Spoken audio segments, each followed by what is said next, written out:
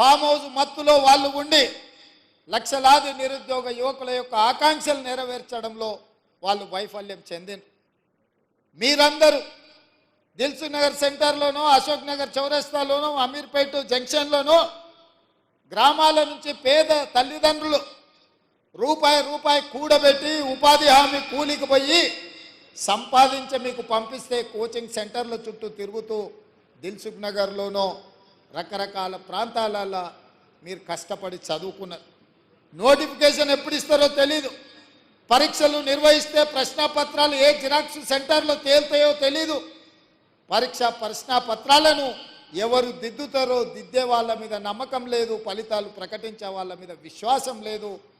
ఈ రకంగా అపనమ్మకంతో అసలు ఎప్పుడు ఏం జరుగుతుందో తెలియని పరిస్థితుల్లో మీరందరూ కష్టపడి కొట్లాడి ఇక మా ఉద్యోగాల గురించి అడగడం కాదు, అధికారంలో ఉన్న కేటీఆర్ ఉద్యోగాలు ఊడగొడితేనే మీ ఉద్యోగాలు వస్తాయన్న ఆలోచనతోటి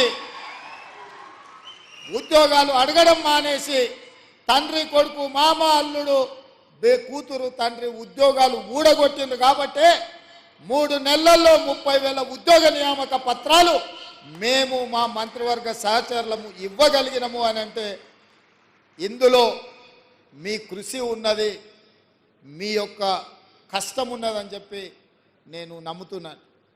అందుకే మిత్రులారా, విద్య మీద పెట్టే ఖర్చు కాదు, విద్య మీద పెట్టే ఖర్చు పెట్టుబడి భవిష్యత్ తరాలను నిర్మించడానికి ఉపయోగపడే ఇంధనం. అందుకే ఇవాళ మీరు ఈరోజు చేపట్టబోయే బాధ్యత ఇది ఒక ప్రజాస్వామ్య స్ఫూర్తిని నిలబెట్టేదే కాకుండా సామాజిక బాధ్యత నెరవేర్చే ఉద్యోగం. మీ ఉద్యోగాల ద్వారా ఈ రాష్ట్రానికి ఐఏఎస్లను ఐపీఎస్లను ఐఆర్ఎస్లను లేకపోతే జాతీయ స్థాయి అధికారులను తయారు చేయడమే కాకుండా డాక్టర్లను లాయర్లను ఇంజనీర్లను తయారు చేసే ఉత్పత్తి కేంద్రంగా ఈరోజు మీరు బాధ్యత చేపట్టబోతున్నారు. సర్పంచ్, ఎంపీటీసు, ఎంపీపీ, జిల్లా పరిషత్ చైర్మన్, జడ్పీటీసీ, ఎమ్మెల్యేలు, ఎమ్మెల్సీలను, ఎంపీలను ఈ దేశ ప్రధానమంత్రులను తయారు చేసే విద్యను అందించేది మీరే. నేను కూడా ప్రభుత్వ పాఠశాలలనే చదువుకొని వచ్చిన, ఎక్కడ కార్పొరేట్ స్కూళ్ళల్లో చదువుకున్నాను కాదు.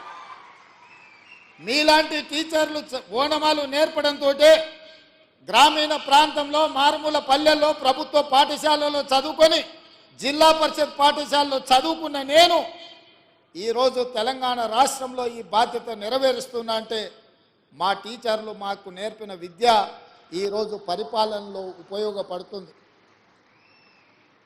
నేను కార్పొరేట్ స్కూల్లో చదువుకోలే, లేకపోతే గుంటూరులోనో గుడివాడలోనో అసలే చదువుకోలే. కొంతమంది అప్పుడప్పుడు గుంటూరు గుడివాడలు చదువుకొచ్చిన వాళ్ళు ముఖ్యమంత్రి గారికి ఇంగ్లీష్ రాదని అవహేళన చేస్తుంటారు. నేను ఒక మాట అడగదలుచుకుని వేదిక మీద నుంచి, చైనా, జపాన్, జర్మనీ ఈ దేశాలలో ఎవరికి ఇంగ్లీష్ రాదు, కానీ ప్రపంచంతోనే పోటీ పడిన అభివృద్ధిని ఈరోజు ఉత్పత్తిని ఆయా దేశాలు అందిస్తున్నాయి.